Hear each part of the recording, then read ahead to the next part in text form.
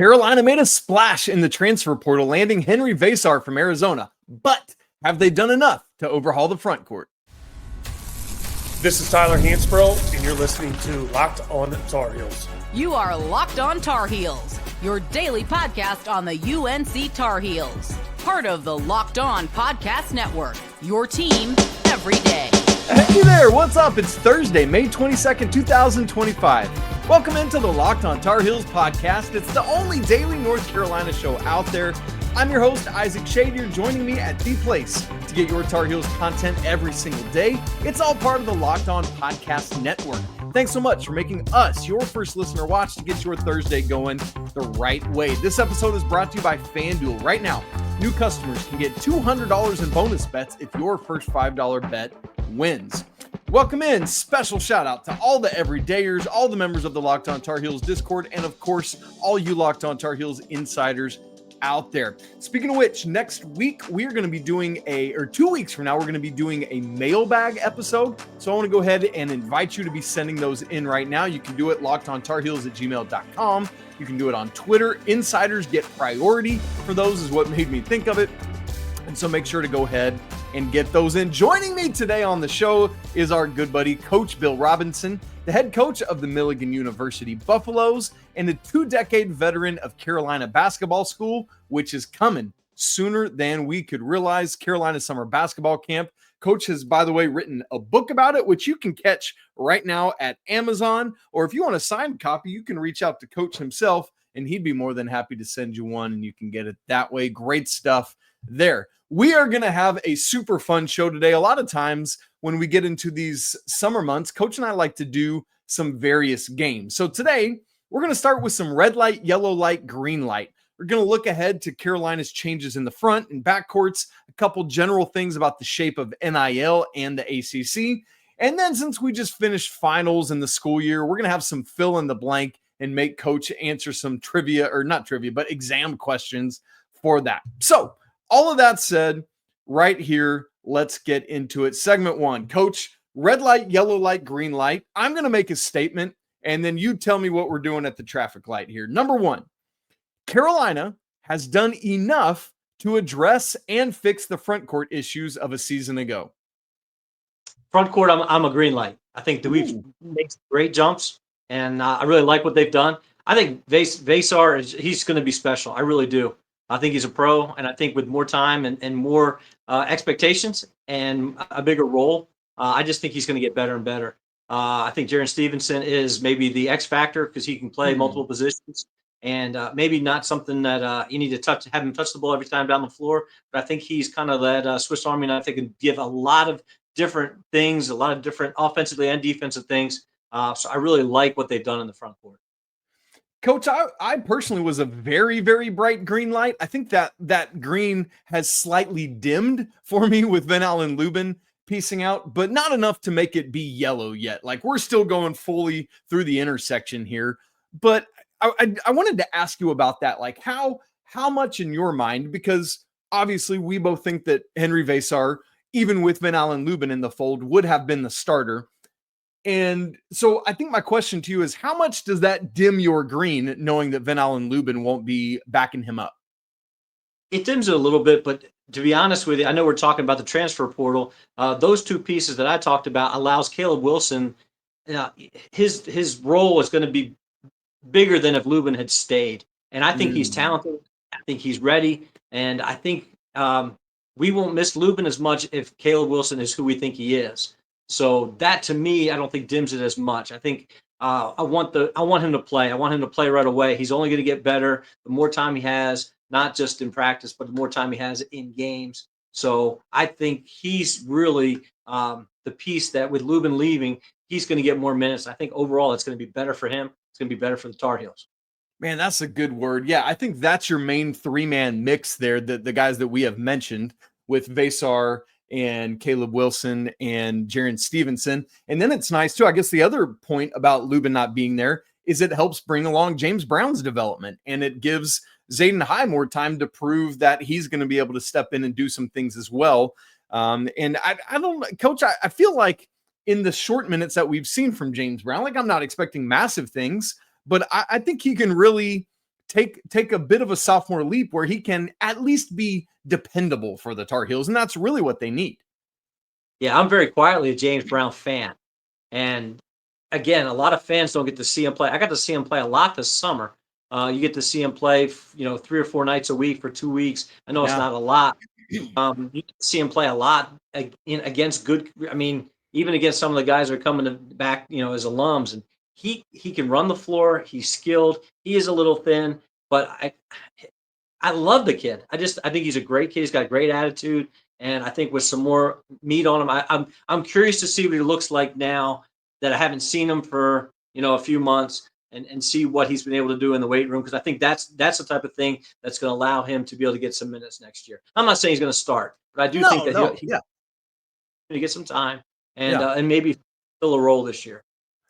And that's just a great moment to remind everyone that, Coach, how far away are we from camp right now? I don't have the date in my head. Starts June 20th. So we're less than a month.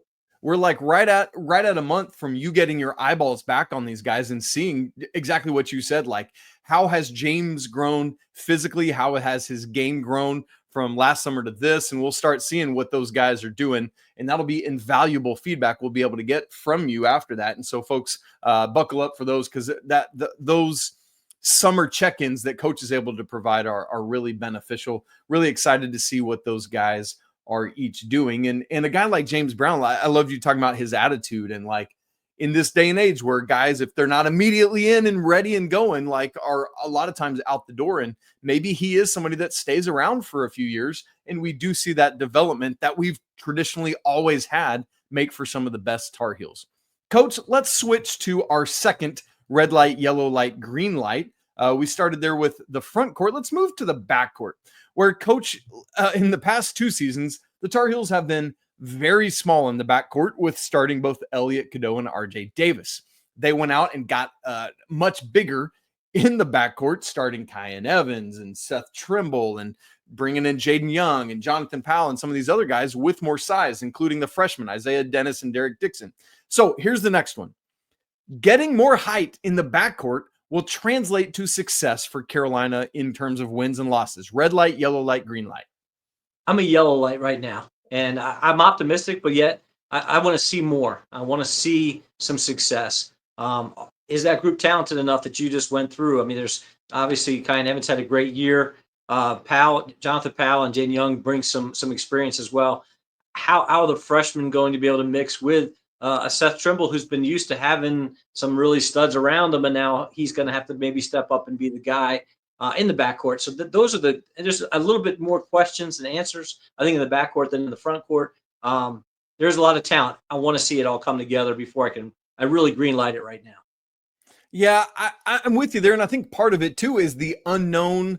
I feel, Coach, I'm curious if you're with me on this. I feel, at least at this point here on, as we record Wednesday, May 21st, like that the 1 and the 2, I feel pretty secure in that'll be Kyan Evans and Seth Trimble. Somebody else might come out of camp as the starter at those positions, but it's the small forward, the wing, the 3 that I don't know yet. And I guess we could have lumped that into our front court conversation, but it really feels like the bookends are set with those 2 guys I mentioned. And then going back to the front court conversation of Caleb Wilson at the 4, Henri Veesaar at the 5, maybe Jarin Stevenson out of the gate if for some reason Caleb's not ready to go right away. But then it's that middle slot, Coach, that really leads me to the question marks of, is that guy on the roster right now, or will it be one of these international guys or somebody that's withdrawing from the draft here over the course of the next week or so? And that leads me to the yellow to join you in that. Are you with me there? Yeah, I am. You have all these nice high tech, graphs and charts and all this other stuff. I go old school in my notebook, and my notebook at the 3 is just question mark. And that's exactly where I'm at. The funny thing is, my sheet for my guys is on the next page, but this is for Carolina page, and there's just too many questions right now at the 3. We've talked a lot about some different, the international talent is very intriguing. It's also a lot of headaches. There's a lot of red tape. There's a lot of who knows what's really going on behind the scenes. And unless we're on the inside, we don't know. I think we both feel like it's got to be somebody. We've got to fill that in with some. It doesn't have to be an international guy, obviously, but it's got to be somebody. There's got to be another piece to really solidify the roster right now. And one of the great things about that, like if that's able to happen, when you're only playing 5 guys at a time, literally every piece that comes in that's able to move somebody down the depth chart, just even one step helps so critically. I'll just make a quick comparison to Carolina tennis, women's tennis, who last week in the Elite 8 lost their number 1 player, the ACC Player of the Year, Reese Brantmeyer. And then against Georgia in the Final Four, everyone had to slide up a spot, and then they get skunked. It's that kind of thing. You just need one extra piece, and it puts everyone in better positions to contribute in the best ways that they can. And sounds like, Coach, we're in agreement that Carolina might be one piece away from that moment. I feel the same way about my program right now. I feel like we're set probably, at 4 positions, but I need that one piece to really solidify where we're going. And it's going to be a little bit harder for me to find that, I think, than it is for the Tar Heels. But, we're keep searching and we keep doing our work, and we'll find them. All right. Hey, look, my alma mater, we need one more piece. If you want to be a Milligan buff, come on down to Johnson City or to Milligan College, Tennessee, I guess technically is the town name, and hoop it up for Coach Rob. That would be great. All right.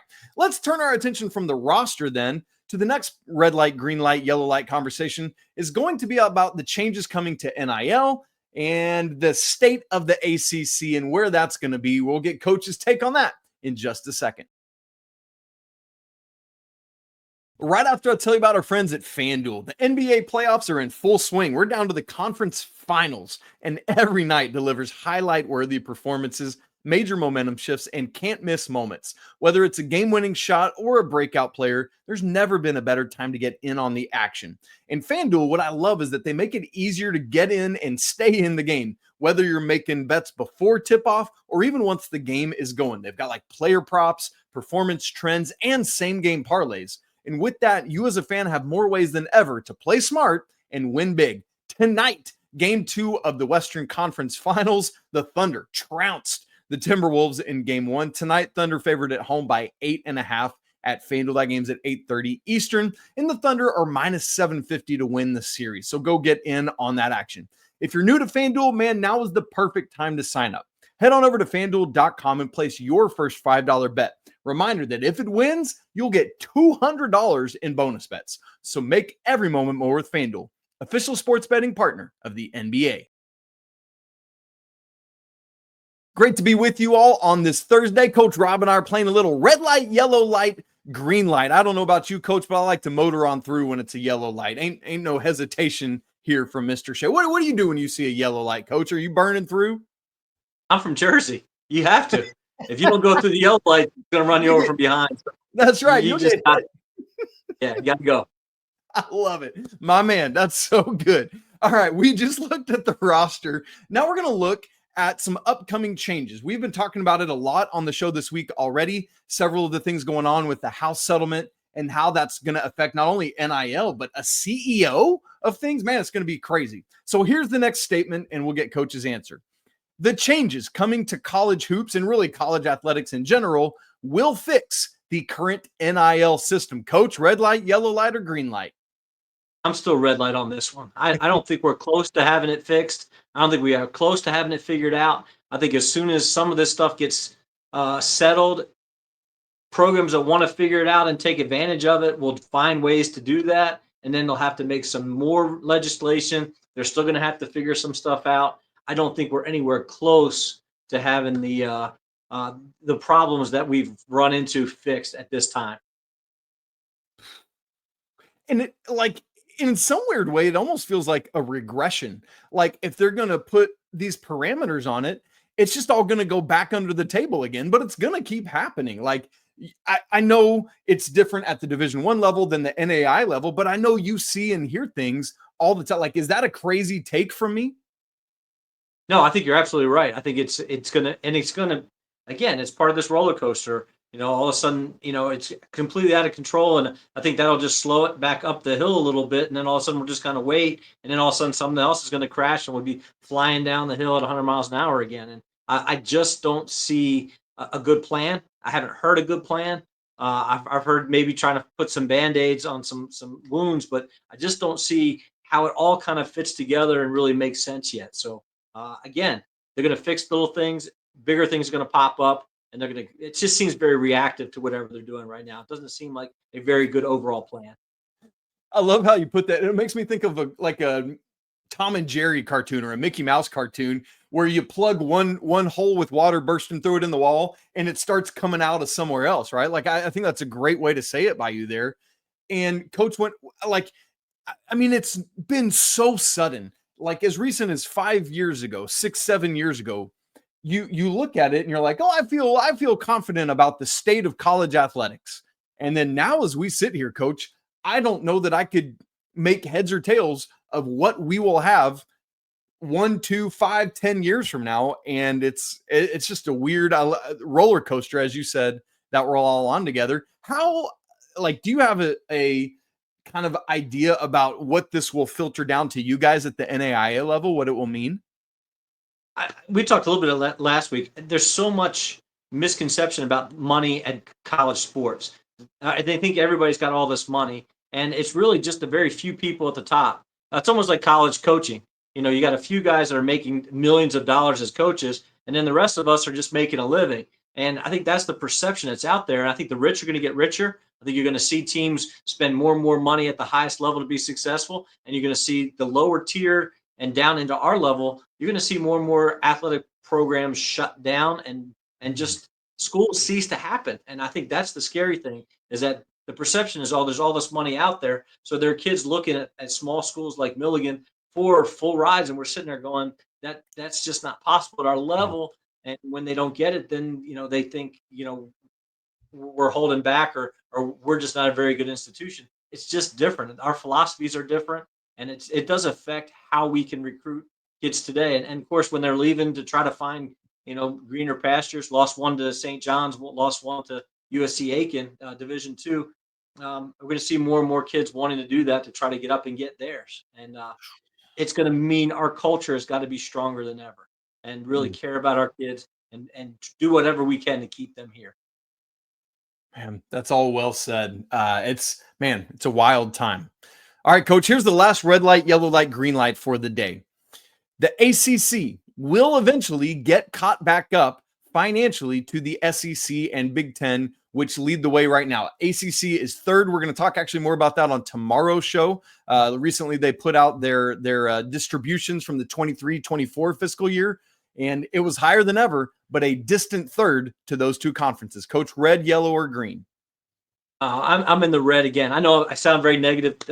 It's been a negative week for me having to go to the dentist on Monday. You and I can feel the pain about that, but I just don't see the ACC changing and not trying to get up to where the SEC and the Big Ten are. We have a pool at the house, and we fill it with a hose, and it takes a while because the water's just kind of trickling in over a period of time. It eventually gets full, but we have an empty pool and use a fire hose. It fills up a lot quicker, and I feel like the SEC's got the fire hose and the ACC has got the little garden hose. Garden hose, yeah. The fire hose is pouring a whole lot more money in, and it's pouring in a lot quicker. And I just don't see the SEC, being able to find ways to keep up with that. Had a friend of mine who coached at Auburn back in the late 70s, early 80s, and he said, I'm as a fine Christian man, I don't want to do anything illegal. And the coach looked at him and said, don't worry about it. We got a guy to take care of all that. That's the SEC. That's what the SEC has been known for. They've been doing things, kind of under the table for a long, long time. And they're going to continue to find ways to do that, to be successful. I don't see the ACC win at all cost mentality. So I don't think we're going to get there. Man, that's so difficult. Also, folks, to go back to what Coach referenced about the dentist, literally, I have just come from the dentist office myself. I'm still licking my teeth. You get that weird feeling on them. It's like, what is happening? You shot my mouth right now. The difference for me, though, folks, is I didn't have to get stuck with a needle, and Coach had a whole bunch of them coming out of his. So 3, right? You said, yeah, 3 needles for Coach Rob. So T's and P's, thoughts and prayers, Coach, to your dental hygiene and how everything's going on there. Yeah, it's just, Oh, man, it's going to be a long road to hoe for the ACC. We'll keep our eyes on it, and we will be hopeful.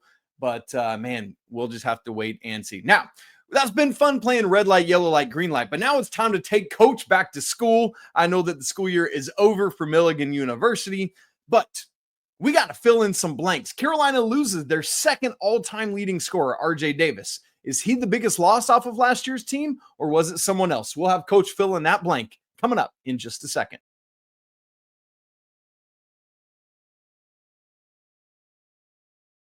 All right, Coach and I are back to wrap up today's show. I wish I had like a Bob Barker Price is Right microphone for when we had days where we're playing games like this. All right, Coach Rob, it's time for Plinko. You know, whatever. I don't know.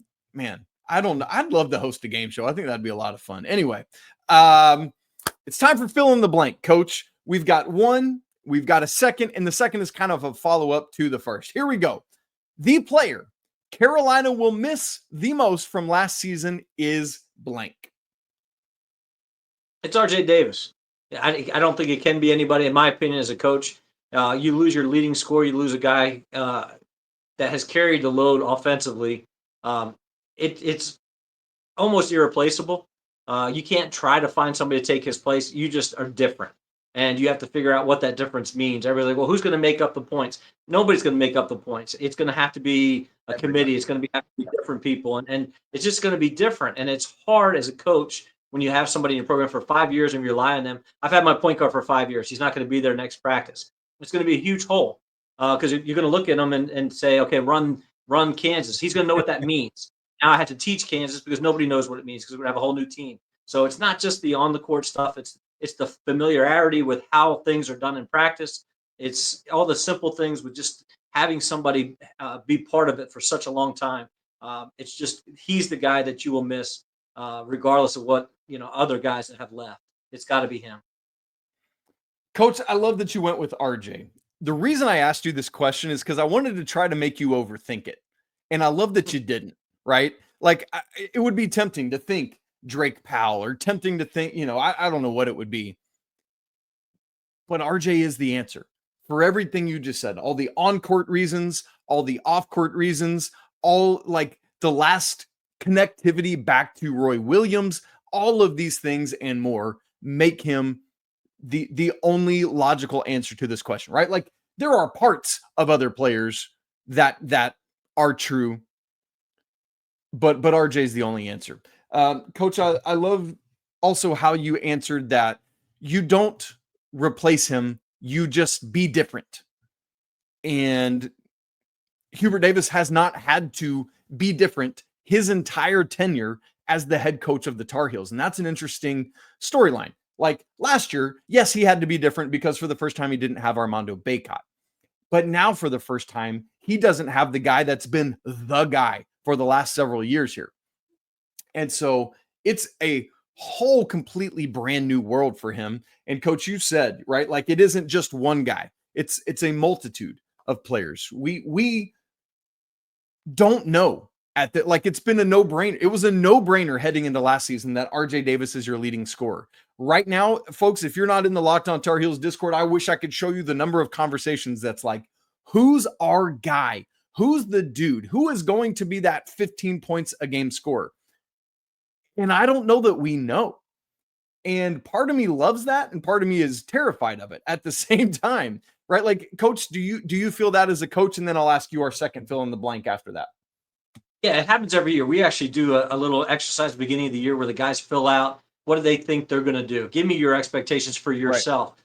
I mean, to the minute that you're going to play, to the points, to the average, rebounds, turnover, all that stuff. We want them to estimates. And it's funny because it always adds up to crazy numbers, but very rarely do you have a kid put less than what they will score. But we had our leading scorer this year thought he'd score about 15 a game. He ended up scoring 20 a game. And we didn't expect that. He didn't expect that. But there's going to be somebody who steps up that we just don't know. And it could be somebody that we don't even have in a starting lineup right now, according to our projections. Somebody's going to step up. And that's the thing. It's next man up. When a guy does have to graduate, who's the guy that really says, hey, this is my team. This is my role. It's time for me to shine and have that ability to do that. We don't know. There's a whole lot of guys there. We think it could be Seth. Maybe it's one of the freshmen that we just don't know. All of a sudden, it's just going to bloom and become somebody that's better. Drake's my guy. I mean, I love Drake Powell to death. I'm glad that, he's got this opportunity, but he's still not the most important piece missing next year. It's got to be RJ. Yeah, I love somebody's got to score the points and somebody's going to do it. This is the nature of sports. Like, Carolina will put the ball in the basket. They will find a way to do it, and it's going to be somebody, and probably somebody like, and I think part of the difference here is the transfer portal era. In a bygone era, and by bygone, that makes it sound ancient, like 7 years ago, you would see the progression from year to year, and we could put our finger on it and say, you know what, it's probably going to be player X, right? And probably make a very reasonable guess with that. But now, because of returning so few while bringing in brand new from the portal, brand new from high school, it makes it that much more difficult. But Coach, I am going to make you fill in the blank one more time with a follow-up to the most important player missing thing. Here's the statement. Carolina will replace the void that player, which we know now your answer is RJ Davis. Carolina will replace the void that RJ Davis left behind by blank. Yeah, I think you're going to be surprised by this answer. I think it's Caleb Wilson. And I know that is I am popular. surprised. Yeah. I don't think it's a guard. I think their guards are solid, but I think if we're going to look for somebody who's actually going to make a huge impact on the offensive end, on the defensive end, it's got to be him. And the reason I think Veesaar is going to be really good. I think he's going to be solid, but I think he's going to be, again, part of that transition. Caleb's got the ability offensively to play in an open game, in a half-court game, in a fast game, in a slow game. It doesn't really matter. He's got skill sets to be able to play all the different ways that the game is played. So I'm looking for him to have a huge year. If he does, he's obviously one and done. He may be one and done anyway. But let's be honest, that's the way the world is right now. So let's focus on this team right now. But he's the guy that I think if he stays healthy and he develops the way we think he can develop, that he has that ability. I'm not saying he's going to score 20 a game, but if he can get 15 and 8, 15 and 10, my goodness, I think that's the big step for him for next year. I know that's not what you. No, and you're right. I did not expect that answer. I was thinking maybe you were going to go with Veesaar or Seth. It was where I was maybe thinking it came down to. But I love that you didn't just answer it from a who's going to be the leading scorer standpoint, which he very well could be. But with Caleb, it's about the entire package, right? Because similar to Drake Powell, we've heard so much about Caleb Wilson's defensive capability and instincts. We've seen his ability to put the ball in the hole in a multitude of ways at a multitude of paces. And so if all of that comes together in the way it could for someone of his, top 5 in the class capability, that could be something. And if he's able to be supported then by this cast of, not necessarily players returning to Carolina outside of a few, but cast of characters who have experience at the college basketball D1 level, that could turn into a really, really good season. And so, Coach, my hope is that you're absolutely spot on with what you just said there, both for this season and what it means for all the weird narratives that Carolina gets about players not being able to come in and live up to what they're supposed to be like. Get them in, get them off to the NBA as a lottery pick, and that's great for Carolina all around. Oh, man. Go ahead, Coach. You were going to say something else there. Well, part of the thing about Seth is he's going to now have the best guard defender on him, where that guy has been on RJ all this time, and he's been able to maybe get that second or third best defender. So that's why I kind of wanted to stay away from Seth. Veesaar, can he play in a really fast game? He runs well, but can he keep up and score? And can he play 30, 33 minutes a game if they really get into those high-paced games? I think Caleb can adjust and adapt to everything. I think he's going to play a lot of minutes. I think he's going to be on the floor a ton. I think he's going to get a lot of opportunities. So that's just kind of the way I was thinking. That's a good word. Like if Veesaar gets run off the floor like we see in the NBA sometimes, you could see like a Wilson Stevenson front court or something like that at times this year, and that wouldn't shock me in the least. So yeah, that's a good point, Coach. All right, guys, that's it for today's show. Would love to hear your answers to all these questions, all 6 of these questions we attacked today from the red light, green lights to these fill in the blanks. Are you with Coach and I, or do you have different answers? We appreciate you being with us. If you're not subscribed to the show, go ahead and do it right now so you don't miss a second of Locked On Tar Heels. If you've not joined the Discord, we'd love to have you be part of that. Over 500 Carolina fans hanging out, talking all the time. And if you want to go even deeper with the show, Locked On Tar Heels Insiders, we'd love to have you there as well. The link for that is also in the show notes. Don't forget to check out Coach's book, Carolina Basketball School History, Stories, and Drills. You need to get your copy right now. Coach has been selling a whole bunch of them lately. Really cool to see how much people are finding this book and appreciating it. And it's really neat now that we're coming around to camp season, and it's going to be the first camp that that Coach is going to be able to take it with, and really cool stuff there. You guys, I hope you have a great day. We're going to be back again together tomorrow. It's always a great day to be a Tar Heel, but until Friday, peace.